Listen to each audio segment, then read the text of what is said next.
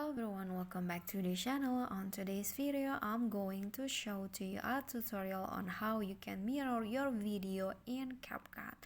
So if you guys want to do the mirror editing in Capcut, I'm going to show you how.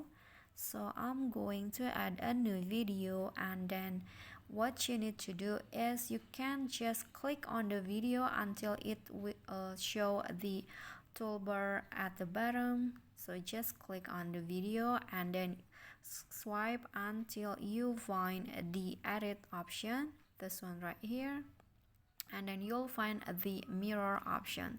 So just click on that and then your video will be mirroring right away. Okay, so that's so easy, right? That's all for me. That is how you can mirror video in Capcut. I hope this video is helpful to you. Don't forget to click like, leave a comment if you got any question, and also subscribe our channel. See you on the next videos. Bye bye.